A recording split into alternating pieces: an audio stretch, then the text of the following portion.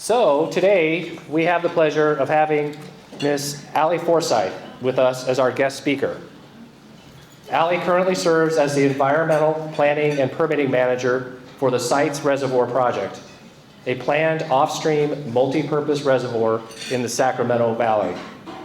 The Sites Project Authority headquarters are located in Maxwell, California, just east of the project site and about a 1-hour drive north of Sacramento. Ali has over 20 years of experience in project management, environmental planning and permitting, and water operations. Ali also leads the development of reservoir operations to achieve water supply benefits for agricultural, municipal, and ecosystem users. Prior to working for Sites Project Authority, Ali spent over 10 years with the Bureau of Reclamation. Her career with Reclamation included time spent as the Deputy Regional Director overseeing operations in the Klamath and Lahontan Basins and leading the San Joaquin River Restoration Program, the largest federally led river restoration program in the nation. So, without further ado, please join me in welcoming Ms. Alicia Forsythe to the podium.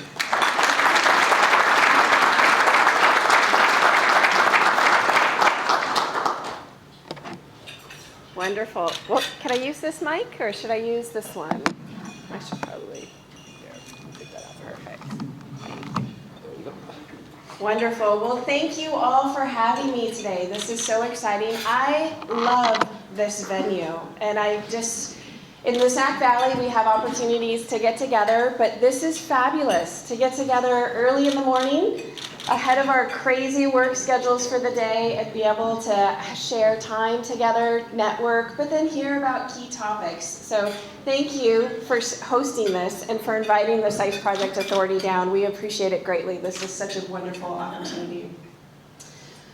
All right, Sites Reservoir. We all work in water, and water is an exciting and dynamic world out there, especially today, as we look at climate change, as we look at conservation, as we look at weather whiplash, really as we look at how our demands are changing in water, with folks conserving water, which is changing our financing for our different districts. It's a really challenging and interesting time. And so at Sites, we're really looking at how do we create a resilient water supply for the future. Sites Reservoir will be the 8th largest lake in California, largest reservoir in California when we build it. And I say when we build it, because it is imminent, it is coming. And so let me share a little bit today about what the project is, and what our water operations look like, our engineering and design, our financing. How do you get a project this big off the ground? We're $4.5 billion. And then schedule. Where are we going with Sites? We all know this. Our world is changing. And really, these huge dynamics of what we call weather whiplash or climate change are our normal.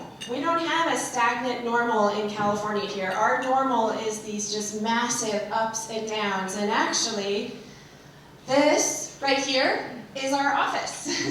Under 3 feet of water in 2017. The year we had a failure at Oroville Dam Spillway, our office had 3 feet of water in it, and it's right here. This is the town of Maxwell, which is a small rural community in the Sac Valley. This is actually right over here, just a little bit over further is actually I-5 underwater in 2017. And so you have these major transportation routes in Northern California that actually get flooded in high water years, creates huge commerce and frankly big public safety impacts because people just can't get around if they have an emergency or those types of things. But this is Maxwell. This is our office in 2017. 5 years later, this is Lake Oroville, and this wasn't even the lowest because this was 2021. But we go from these massive swings in our state and figuring out how we continually plan for these massive extremes is something that is a challenge that all of us face every day. And so we're looking at that carefully at Sites of how can we do this? Our vision is affordable water, sustainably managed for California's farms, cities, and the environment for the future. So we really have worked hard to incorporate the ecosystem into Sites Reservoir. Part of our investment in sites is actually ecosystem water, and we're storing water for the environment in sites that I'll talk about a little bit further here. But we see that as a key opportunity to change our dynamic in California water from requiring flows in a river to actually giving the environment an asset to use for our ecosystems. So it's something that's really important to us and something that we're really thinking hard about. For sites, our strength is in our diversity. We have a huge board. We have over 30 members between our board of directors. Our Joint Powers Authority is 9 organizations all in the Sac Valley. And then we have our reservoir committee. Those are the investors and the folks that are looking to get water supply benefits out of the site's reservoir project. So you see Sacramento Valley, Bay Area, San Joaquin, Southern California, and then our statewide with the state of California as an investor in sites, and actually the Bureau of Reclamation as an investor in sites also. And then we actually have a really strong waiting list. So we are careful not to oversubscribe or oversell ourselves. We have a number of agencies on our waiting list that are, if any of our other agencies drop out, we have an opportunity for new agencies to come in for Sites Reservoir. So what are we selling? What are we building here? I'll talk a little bit about the reservoir in just a minute, but fundamentally what we're selling is a water asset. We're not selling like something like the State Water Project where you get an allocation every year. We are selling a share, a percent of storage in the reservoir. An asset for individual water districts to use for their own benefit to fold into their water supply portfolio as they see best. So that is a storage asset, and then you get a percent of water coming into the reservoir. So if we're able to divert 100,000 acre feet in a month, and you own 20% of the reservoir, you're getting 20% of that water into your storage account. You can decide to hold that water in your account through the summer because maybe you have other local supplies that you don't need it. Or it's a challenge to move it through the delta in that particular year. So you can hold it in your account. You can ask for it to be released out of your account. You can sell it from your account. You can transfer it to somebody else. You can exchange it. We're really trying to be incredibly flexible with this asset, recognizing that every water district throughout California is so different and your water portfolios are different. And you need water in different times. So there is no one size fits all. So we're trying to be very flexible in allowing our members to actually manage that asset as they see fit. As long as we can legally do it, and make sure that we're always staying in compliance with law, our goal is to make it happen and to do it for our members. So it's an exciting opportunity for a new asset. And this applies to the state for ecosystem water. So the state will actually have 17% of Sites Reservoir for the benefit of the environment. The state will get 17% of the inflows into the reservoir, and then the state can actually control releases out of the reservoir for the benefit of the environment. And that's paid for through Prop 1, through all of our taxpayer dollars for that component. So what does this look like? 1.5 million acre feet, again, 8th largest reservoir in the state when we build it. It is, just to orient folks, I-5 is just off the map here, and we're about an hour north of Sacramento. This is the town of I-5 is right there on the map. I had that wrong. We're about an hour north of Maxwell. This is the town of, hour north of Sacramento. This is the town of Maxwell. I gotta slow down there a little bit. All rural agricultural land. A lot of this is actually rice ground. We have a couple of refuges over here, and then we have some almonds that actually come in kind of right along the foothills where that soil conditions change and it's good for almond farming. But just outside of Maxwell, we're looking to build sites. We're looking to put in 2 new dams, one here in this canyon and one over here in this canyon that would actually dam up 2 little creeks that come through those canyons. A couple of saddle dams up on the top here, and then a few recreation areas. We actually have a community, very rural community over here on the other side of the reservoir called Ladoga, and they bus their school kids over to Maxwell every day. So those kids ride on a bus for 45 minutes one way to get to school. So what we have decided to do, just to make sure that we are good partners with the local community, is build a bridge across the reservoir. It's extremely expensive, but these rural communities are really struggling being connected to each other and getting services. So we are looking to build a bridge across the reservoir to make sure that those school kids and that connectivity between these rural communities continues to stay into the future. We get water off the Sacramento River, and I don't have a map of it, but it's way up north. There are 2 existing diversion facilities, one owned by the federal government called the Red Bluff Pumping Plant. That is where the Tehama-Colusa Canal comes off the Sacramento River. There's also another diversion facility a little bit south on the river, owned by the Glen Colusa Irrigation District at Hamilton City. We are using both of those existing diversion facilities and their existing fish screens to bring water down these canals and then pump it up into sites. So this will function a little bit like San Luis Reservoir, where you're bringing water from a very long distance down a canal and then pumping it up into the reservoir and then releasing it down. So water comes down both of these canals. This one first, the Tehama-Colusa, into this existing Funks Reservoir, and would get pumped up into Sites Reservoir. Same thing with the Glen Colusa Irrigation District main canal. We're going to build a new little terminal regulating reservoir. We need some head for that water to be able to pump it so high up into sites. So we'll bring it in here in the new terminal regulating reservoir, pump it up into sites. And then in terms of releases from the reservoir, it will come back down into the terminal regulating reservoir, back down the GCID main canal. That's really for uses along that main canal. We're not using that as an avenue or a pathway to get water to Southern California. But for our water for Southern California and through the Delta, it will come back into Funks Reservoir, down the Tehama-Colusa Canal. And this little inset map is the end of the Tehama-Colusa Canal. It is the weirdest thing ever. It literally just ends.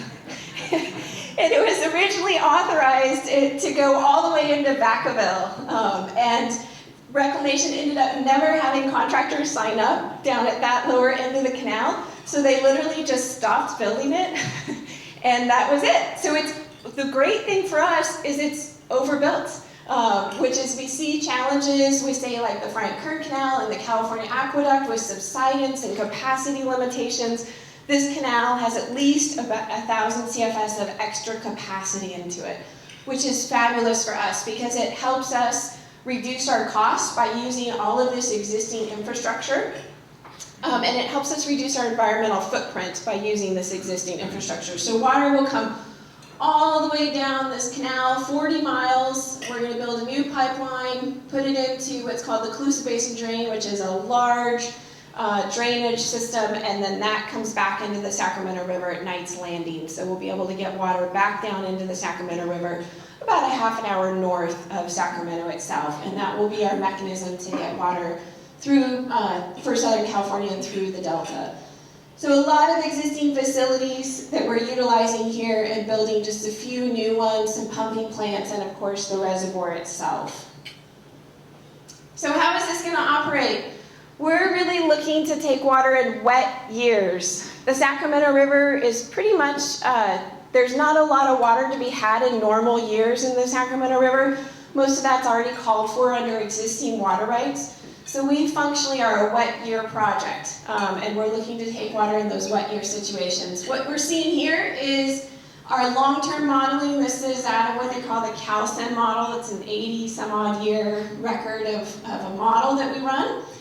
We're seeing flows on the, what is that, my left hand? Well, I'm trying to think from your guys' perspective. Yeah, your left-hand side there, in cubic feet per second, and then months. And you really see that the peak, these are a number of our different alternatives, but you see that that peak of diversions is in the December, January, February, March timeframe.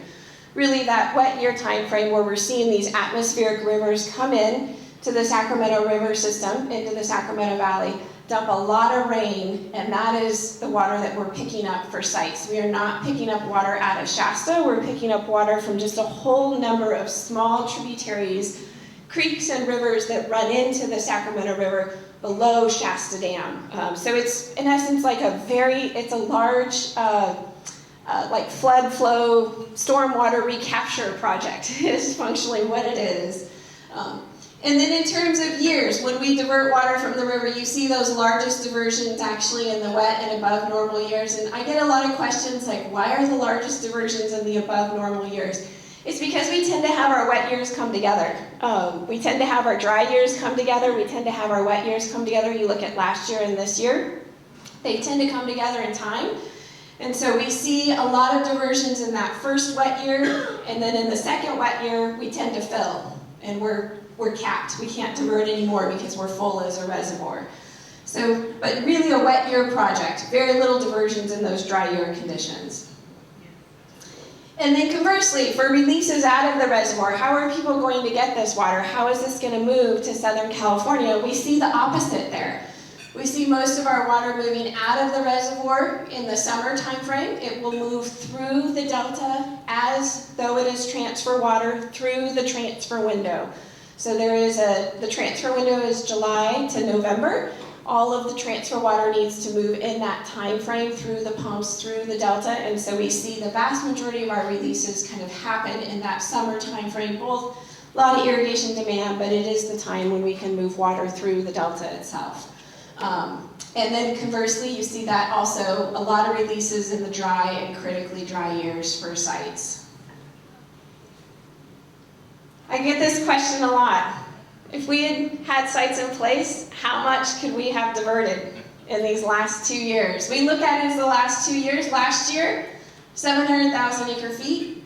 This year, as of our projections, as of the end of March, we're looking at 620. 1.3 million acre feet in sites from the last 2 years alone. We project at times that it will take us 4 to 6 years to fill the reservoir. When we're done constructing, if we get 2 years like this, we could do it in 2. We probably couldn't do it in 1 just because we need to be careful of dam safety as we bring that water up along the dams, but we could do it in 2 years if we had these back-to-back once we built sites. So just a phenomenal couple of water years here. And we do a lot of analysis and modeling to look at conditions in the river. This graphic is just simulating all of our diversion criteria and putting those all together in a spreadsheet analysis. We hit our little update tool. It actually goes and pulls updates from the California-Nevada River Forecast Center and forecasts all of that out so that we can start to forecast our diversions. And it's something that we look at carefully because we want to make sure that this is viable, that this is real. We have this great calcium model, but can we really do this in a day-to-day scenario? And we've built this tool and we actually run through this as a group every week and talk about if we were operating today, what would our decisions be? Because we want to get ready for the future. We don't want to be surprised. We want to make sure that we're thinking about these things. We've learned a tremendous amount from this tool.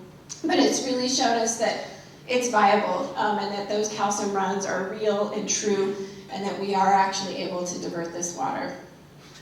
All right, on to the engineering wonky stuff. I'm an environmental planner and hydrologist. So I'm playing a little bit of an engineer today. This is not my exceptional forte, but we are doing a tremendous amount of work out there on foundation conditions. So what is underneath the ground that we're going to build these new dams on? What is the foundation? How far do we need to go down? We need to be really thoughtful here. This is really big infrastructure, 287 feet tall dams. So we need to do a lot of foundation work. I just look at the slope here. These folks are working on digging up some material to look at our dam foundation on the side of that slope of the dam. Again, same kind of picture there, and a tremendous amount of drilling. We call them boring holes, and sometimes I'm like, why do you need more holes? But hundreds and hundreds of holes all throughout our dam foundations, our saddle dam foundations, really just to understand the foundation conditions for our design team. A lot of work on the dam design itself. So looking at the dams thinking about borrow areas, this is a massive earthwork project. You know, we're not super sophisticated in kind of the infrastructure that we're building. These are regular dams. They're both earth, all of them will be earth-filled dams. So it's really about where are we going to find this material and how can we find it as close as possible, because that is a huge cost driver, is trying to get this material as close as possible to these dams. Luckily, we have 14,000 acres of a reservoir footprint, and we've got a lot of material there. We actually have a quarry on site that was quarried and used to build the ferry building in San Francisco. Material out of that is what was built the ferry building. So we've got some great material right at our location, and we're looking at that very carefully to try and minimize our costs as we look to build this project. We do, just as anywhere in California, we have a number of faults that come through there too. So we're looking very carefully at those, doing a lot of drilling around those faults to understand their capability, how they move, when they last moved, just to make sure that all of this is done in a very safe way. So as we look at building this $4.5 billion project, we think about how are you going to construct for all of this? How are we going to make it? I will say the Sites Authority is staff. We are 5 people. So we are a very small staff, and we have to be very thoughtful in how we actually contract for our projects to both manage risk and manage cost, but make sure that we are not taking on a tremendous amount of risk and staff oversight time in our contracts.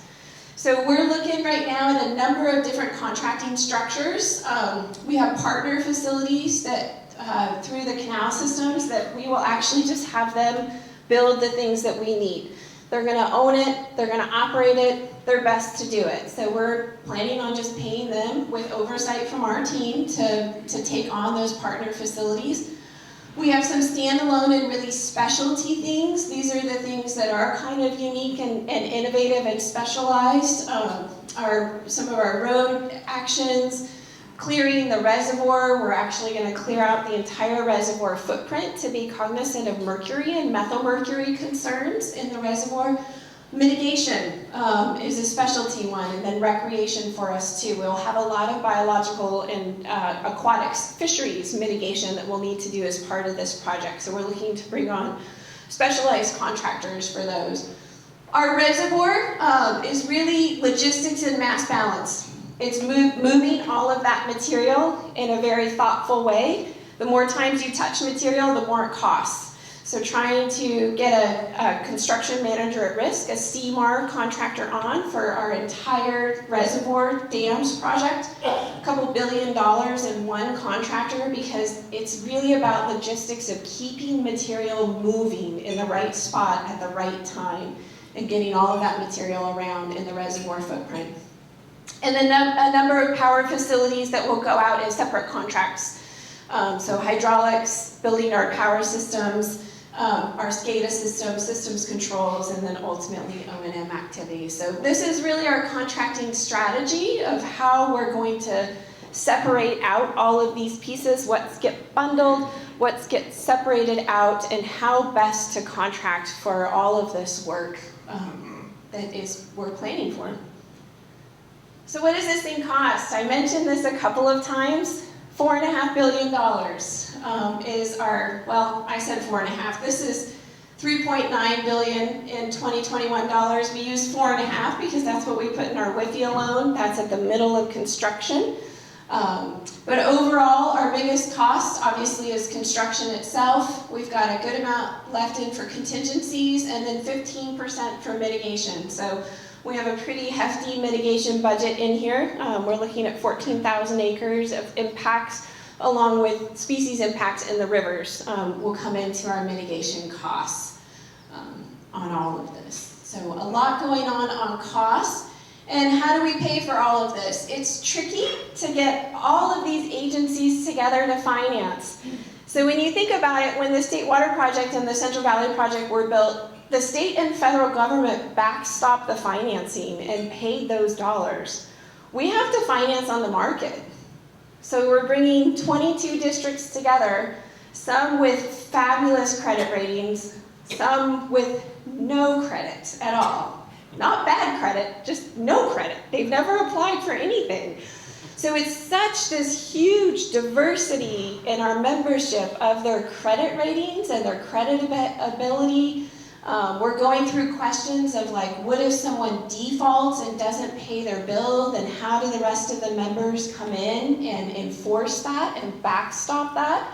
So some really tricky questions here around how to finance this with so many different members and such a diversity of members from rural agricultural districts to metropolitan water district. The credit rating between those two is substantially different. So it's been really tricky for us to work through this, and that's been one of our key components, is working through the financing and working through the contracting. How do we, as the Joint Powers Authority, contract with these entities to make sure that we can pay our bills, that they're paying us, that we're turning around and paying the financer and making all of that work.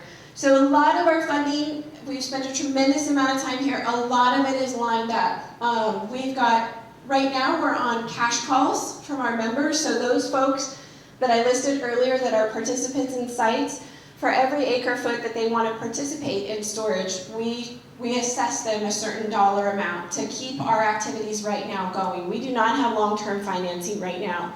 We're all on what we call cash calls, and folks are funding us to continue moving. We are looking at a short-term bank line of credit and then some early funding from the WIFIA loan. WIFIA is Water Infrastructure Improvement Act for the nation, I believe.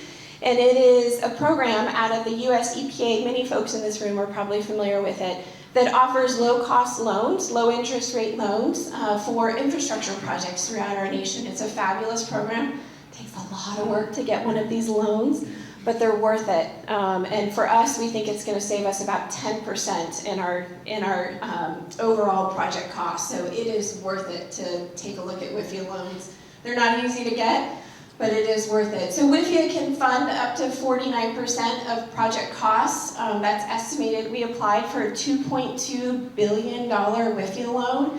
If we're awarded that from US EPA, it would be the largest loan ever awarded under the WIFIA program by about 4 times. The biggest loan they've issued to date has been about $500 million. So we are coming in at we're going to set a whole new bar for WIFIA and for US EPA in their loan program, and we're doing really great in working with them. Whoops, sorry. We also have funding from the state of California under Prop 1 for those ecosystem benefits. They actually funded us for ecosystem benefits, recreation benefits, they're paying for the recreation areas, and then flood control benefits. So that flooding of Maxwell that I showed you on the first slide there, we will be impounding those 2 local creeks that caused that flooding. We will provide 100-year flood protection to about 10,000 acres, including the rural community of Maxwell. And that was something that the state of California also paid for. Federal money through the Water Infrastructure Improvements for the Nation Act. This allowed the Bureau of Reclamation to invest in infrastructure projects, water infrastructure projects, as long as they got benefits from it. So Reclamation is actually looking to be an investor in sites for about 16% of the reservoir, and they would get about 16% of that water supply out of sites also. And then we'll have a little bit of long-term bonds, but between those first 3, WIFIA, State of California, and the federal funds, we are pretty much fully funded. We'll have just a little bit in bonds, but otherwise those pretty much make up our entire funding scenario here.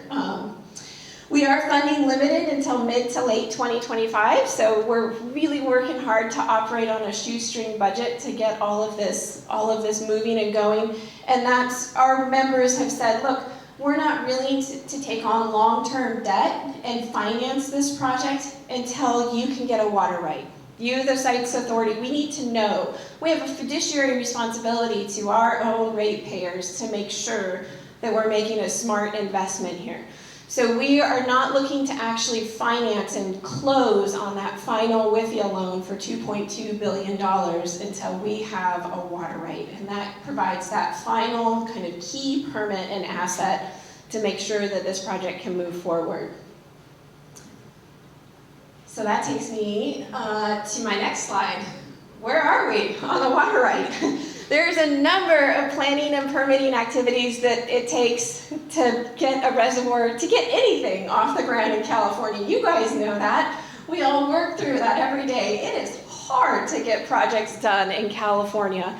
And of course, we have every permit requirement possible that you can think of because we divert off of a river.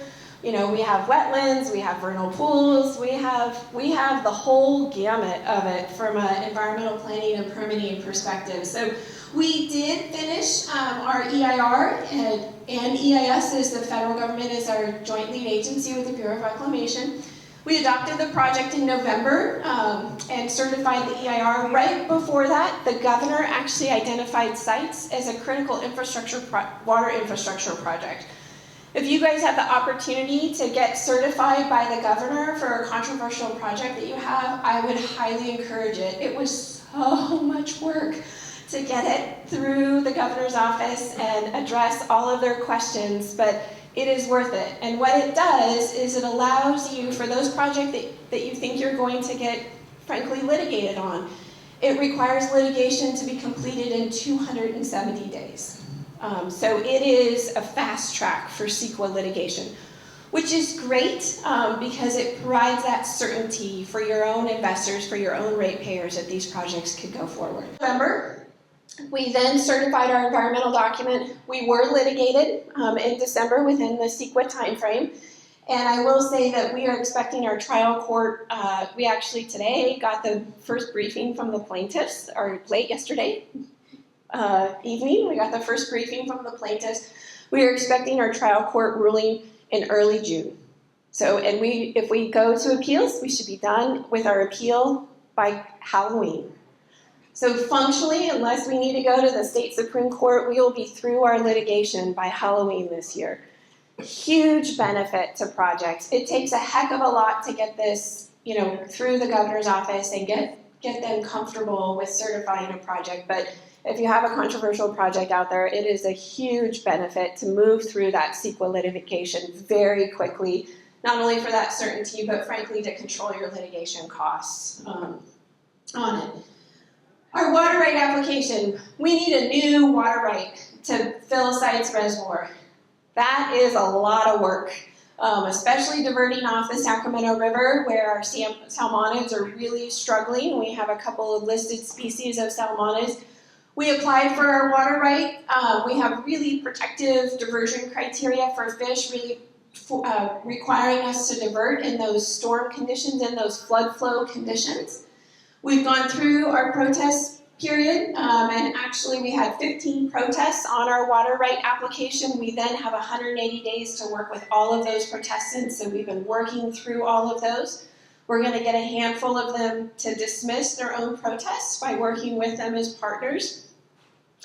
But we're going to have a few that aren't going to dismiss, and a lot of those are actually going to be our non-governmental organizations, our environmental organizations. Unfortunately, there's just such a gap between us and our views of how to solve California water issues. This is not exclusive to sites, but there's just such a gap between us that we're not going to be able to resolve those protests. So we are actually looking to have the state board move us into hearing.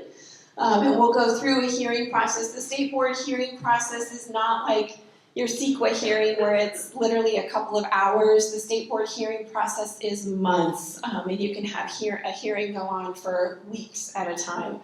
So we're going to ask the state board to move that, to keep going, get us into hearing. Let's just get these issues behind us. It's time to make a decision. Can we get a water right or not? So we're pushing the state board to actually have us into hearing this summer so that we can work through that with the goal of having a water right by the end of this calendar year. And we really view it sites that this project's been on the books since the 1960s. So let's build it or let's put it on the shelf and retire it. And we see that as this pivotal moment right now of let's call these things to question. Let's get folks to make really difficult decisions with uncertain information, but it's time. It's time that we call this to question. It's time that we get this done. It's time that we make these tough decisions. And we're asking the state board to move forward and to take that on. We're also working on our state and federal Endangered Species Act permits. And most folks don't say this, but I will say that the state and federal agencies have been just fabulous partners with us. I'm sure some of it is a little bit of pressure from the state side, from the governor, but we have really worked hard to try to understand their needs and their requests and what they're asking of us, and then do it. I tell my team, find a way to say yes, because if we go in with that, you know, when we wake up in the morning, most of us don't wake up thinking, I'm gonna just go be a jerk today. And so let me just put these sites project people through, you know, a whole bunch of rigmarole, and you know, there are some of those people, they're like the 1%, but 99% of the people wake up and say like, I'm gonna have a good day and I'm gonna get my job done. You know, so when we look at our agencies, it's really hard. We're really pushing them to make some tough decisions. But I tell my team, let's figure out how to get to yes, because they have statutory obligations to meet in issuing us our permits. They have law to meet. They're going to have to defend this permit potentially in court. So maybe they woke up and had a bad day and they just want to be a jerk, but highly likely that, you know, they're thinking about the future. They're thinking about how they're going to defend this permit in court. And so let's see if we can find a way to get to yes for them. We will also have a Clean Water Act permit that will come late this calendar year. So with all of that, financing, permitting, engineering, water operations, we are on track for 2026 construction start. We call it the Big Bang moment. Sometimes, you know, that creates different images in our head. You know, we think of it as like when the universe was created, Big Bang moment. You can also think of something, you know, some other more dire situation, Big Bang moments. But we think about it when the universe was created, Big Bang moments of 2026. So finishing up that planning and permitting, working on our water rights and the rest of our permits, timeframe, investor commitment, really getting all of our member districts to sign that contract. That's a big decision. It's a big decision for our member districts. So we have about 6 months allocated for that, and we are prepping them today. We have been for years. What do you need to sign the contract? What kind of assurances? What does the contract look like? Getting all of that material together to get them, as you all know from your own districts, to make this huge investment decision into sites reservoirs. So 6 months for folks to make that investment decision and all sign their contracts, including the state and federal government, which at times can be really hard to get the momentum out of them to actually make that final decision on stuff. Design. Lots going on design and engineering design, and that will continue, and then construction starting in 26. And I often get the question of like, how can you overlap design and construction? We have such a large project that we are phasing our design and construction. Not everything is going into construction on day one. Day one is going to be roads, facilities, you know, to get into this very rural valley, roads and facilities and getting things set up to get the contractor mobilized and get in there. And then we will start into our dams. Our 2 large dams, our longest construction time frame. So those are our number 1 priority to start construction. Getting roads into the dams, getting roads into the quarry areas, so that we can create a road network to make all of this work. We'll then finish out design of some of our pumping facilities, some of our power generation facilities, some of our pipelines. So that design will take a little bit longer as we're actually starting this, you know, massive earth-moving project first. So construction phased over a number of years, with our target for full operations to begin in 2033. Little ways out there, but in the whole scheme of things, putting together and building California's largest new reservoir in decades, I kind of think this is aggressive. This is doable. This is aggressive. It's really just around the corner for activities. So what site has been on the books since the 60s? it's been talked about for decades. And that we think to ourselves, like, why now? Why now is really for us because California water is changing so much. We're projected to lose 10% of our water supply over the next couple of decades. We see this massive variability. Our ecosystems are struggling, our cities are struggling, our water supply throughout our state is struggling. So the timing is right for sites. And we look at it and we think to ourselves, today is a different day and a different way of doing projects than it was in the 60s. You know, in the 60s, in the 50s, you could go to the governor and say, you know, top down, make this thing happen, tell all your staff that this is important and this all needs to happen, and things happened. Today, it doesn't work quite like that. It's a lot of bottom up. It's a lot of partnerships. The governor is still really important. He's been really important for us at sites. But we work hard to create partnerships, and that's this kind of the biggest cog here is partnerships for us. And that's a core to everything that we think about and do. Partnerships with our own members, but partnerships with our regulatory agencies, partnerships with Division of Dam Safety. Getting them to authorize a new dam of this size in California is a heck of a lift for them. So we work hard to think about how can we get to yes, how can we create win-win solutions for our agencies, for our NGOs, for the environment, for our members, and keeping this project affordable. So it's a lot to balance, but really those partnerships are at the core for us. One of the partnerships that I really haven't talked much about, and I don't want to ignore too much, the local community. You know, this is a massive infrastructure project in people's backyards. It is a rural community, but we are affecting roads that those kids come on every day. The local school district is concerned about kids walking across the street and their safety.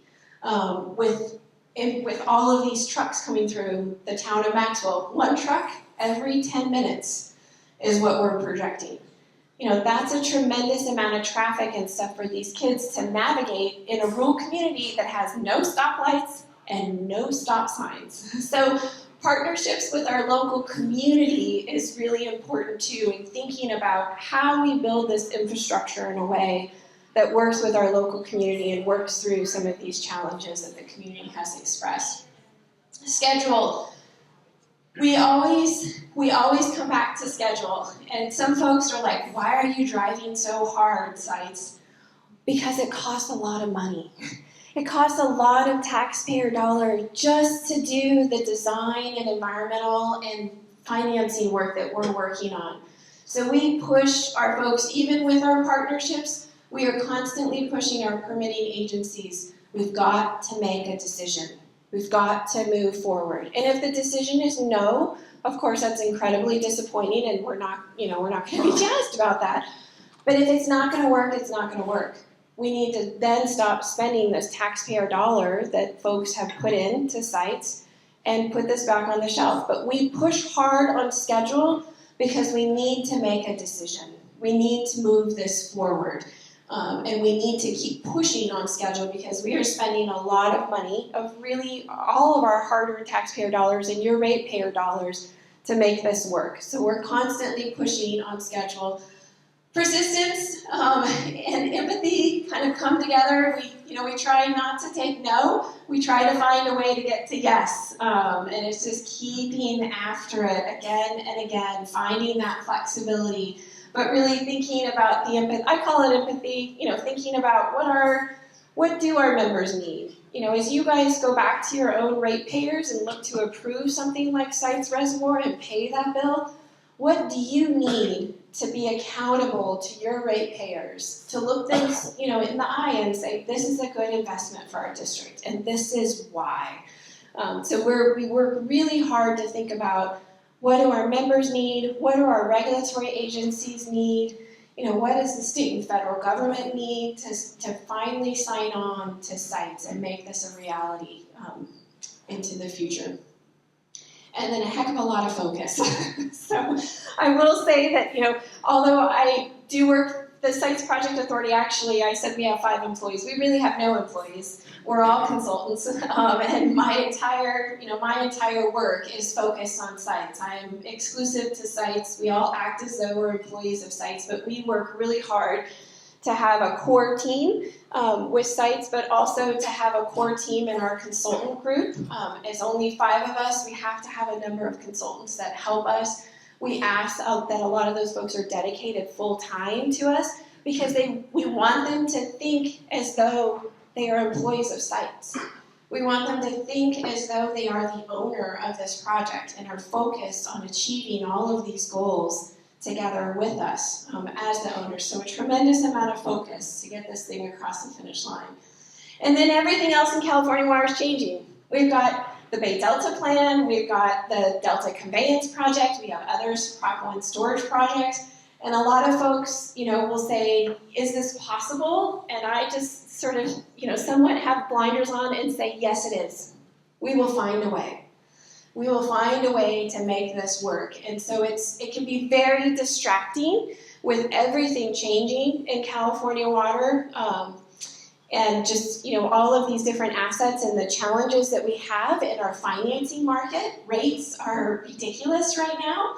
And thinking about how we're actually going to finance this when our rates are so high, when frankly all of your finances are changing too, as folks are conserving, as we get into these drought years and they're spending, just not buying as much water, so your whole financing structure is changing too.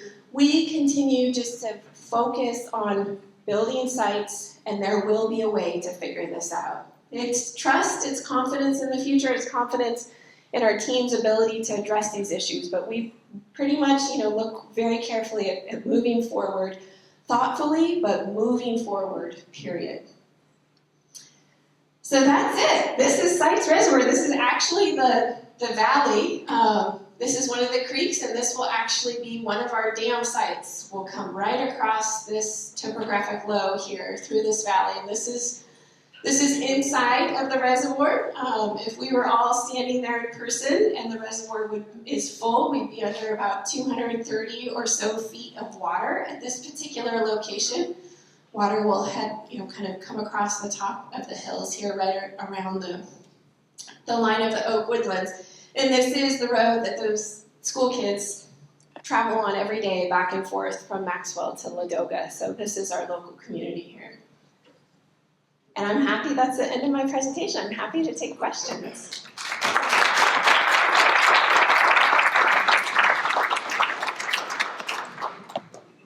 Are there any questions for Allie? Yeah.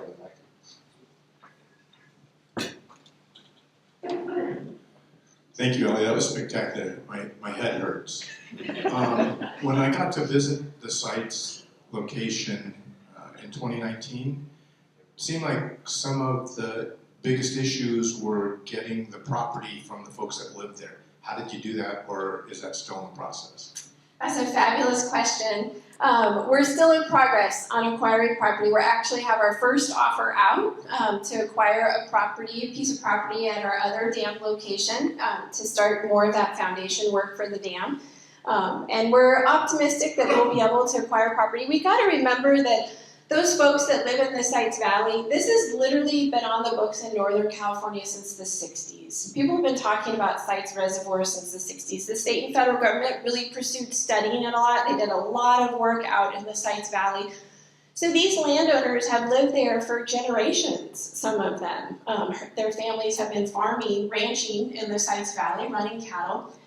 And every time this kind of comes back up of, build Sites Reservoir, they're under this tremendous uncertainty. Are you going to buy my land? Are you not? What does my future look like? I mean, you think about that as a landowner, someone coming and saying, well, we might need your land. We might need to buy your house and take down your house for, a freeway extension or a road expansion. You're constantly thinking to yourself, like, is that going to happen? Is it not? Should I build that?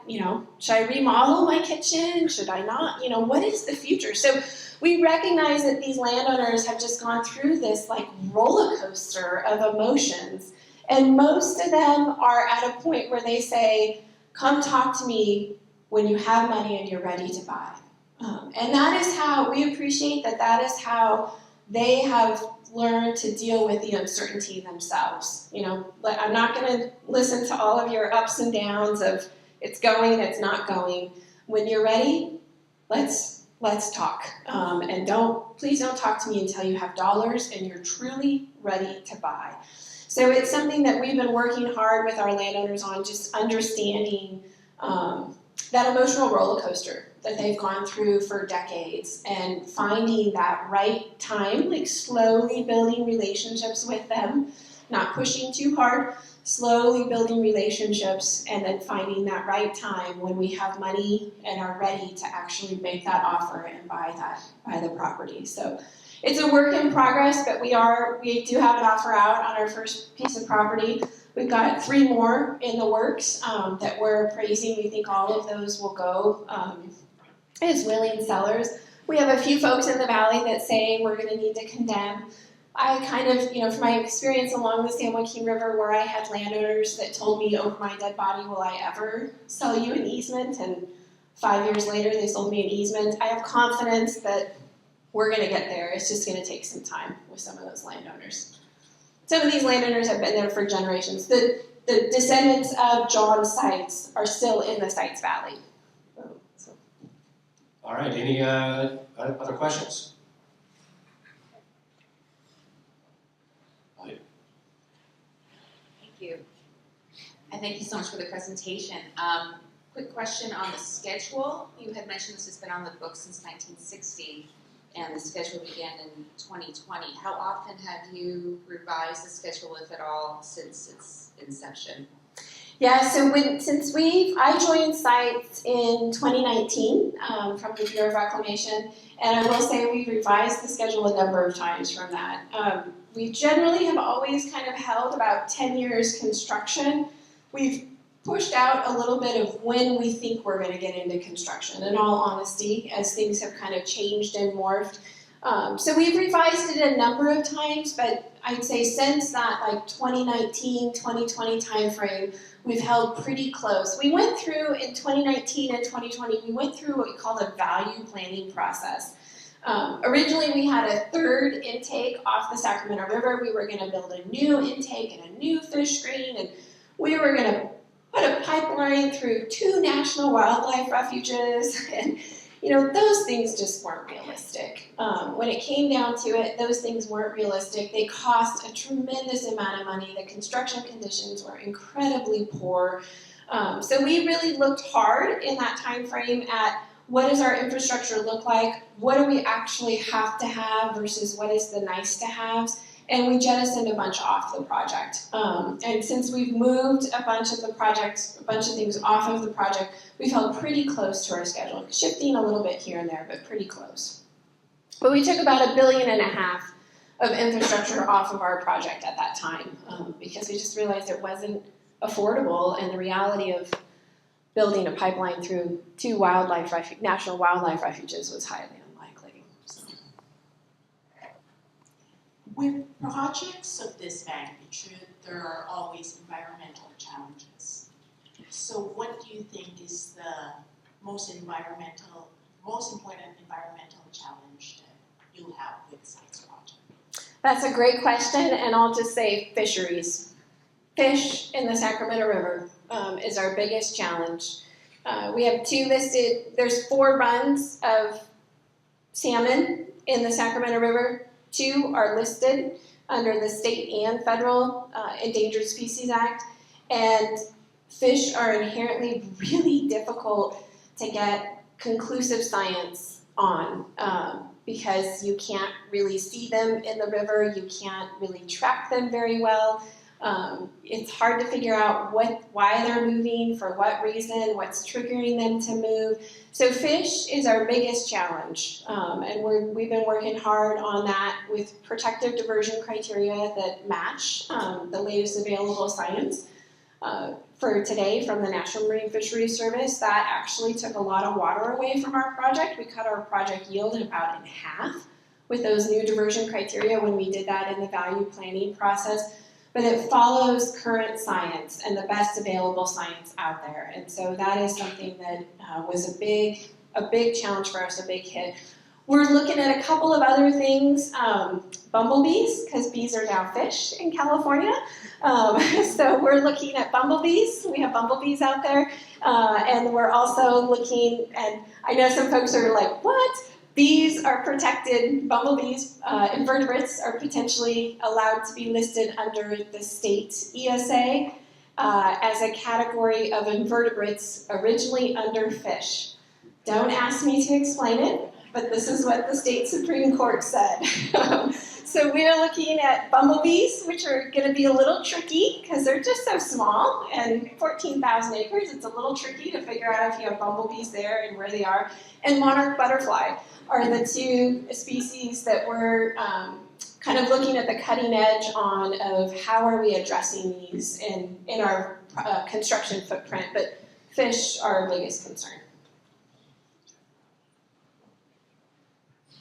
I have a kind of a follow-up on that. Is the fish concern that when in dry years when we're releasing this water, it's going to raise water temperature in the Sacramento and through the Delta?